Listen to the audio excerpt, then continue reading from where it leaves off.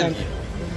তার ব্যক্তিগত পারিবারিক পার্টির মিটিং বাড়িতে হয়েছে, তো আমাদের কি? এটা কোনো রাজনৈতিক দল নাকি? একটা ফ্যামিলির মিটিং হচ্ছে, ফ্যামিলিতে হচ্ছে, বাড়িতে হচ্ছে, কি আছে? অভিষেক বন্দ্যোপাধ্যায় আজকে দিল্লি গেলেন কিছুক্ষণের আগে, এবং সেখানে ইন্ডিয়া জোটের বৈঠক। না না, তাতে কি আছে? ইন্ডিয়া জোট বলে কিছু নেই, ইন্ডি বলে একটা আছে। আমরা সকলে অত্যন্ত ব্যথিত, চিন্তিত। বাংলাদেশের হিন্দুদের অস্তিত্ব রক্ষার লড়াইয়ের যিনি নেতা চিন্ময় কৃষ্ণ প্রভুকে দুপুরবেলা মৌলবাদী ডক্টর ইউনূস সরকার গ্রেপ্তার করেছে। আমরা এই খবরটা পেয়ে অত্যন্ত বিচলিত এবং চিন্তিত। মমতা ব্যানার্জির ফ্যামিলিতে কি মিটিং, সিটিং, ইটিং হয়েছে সেটা নিয়ে উই আর নট ওরিড।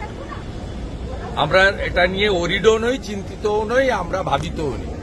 আমরা সকলে ভাবিত বাংলাদেশে হিন্দুদের অস্তিত্ব রক্ষার যে লড়াই চলছে তার প্রধান মুখ চিন্ময় কৃষ্ণ প্রভু, তাকে মৌলবাদী ডক্টর ইউনূসের সরকার একটু আগে গ্রেপ্তার করেছে।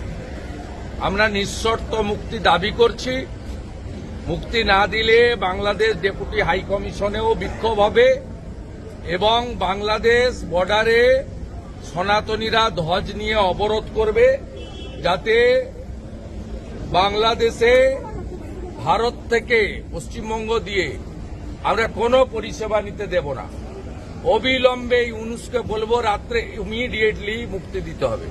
আরেকটা বিষয়, সেটা হচ্ছে বিকাশ মিশ্রকে আদালতে তোলার কথা ছিল, চার্জ ফ্রেম করার কথা ছিল, তার আগে পুলিশ স্পষ্ট এসে ওকে আটকে দিল, তার জন্য চার্জ ফ্রেম করতে পারলো না। আজকে অনুব্রত সময় দেখা গেছিল যে এরকম চার্জ পুলিশ ধরে নিয়ে গেল।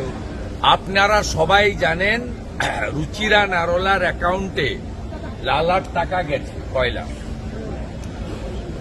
প্রমাণিত সত্য। সেই কারণে বিনয় মিশ্রকে ভানুমতিতে পাঠিয়ে দেওয়া হয়েছে।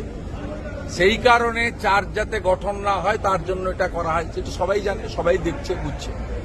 আরেকটা বিষয় হচ্ছে, কালকে আলিপুর আদালতে বেরোনোর সময় ওইরকম একজন অপরাধী তিনি বলছে যে আমি যদি মুখ খুলি সরকার পড়ে যাবে। এটা কিরকম লাগছে?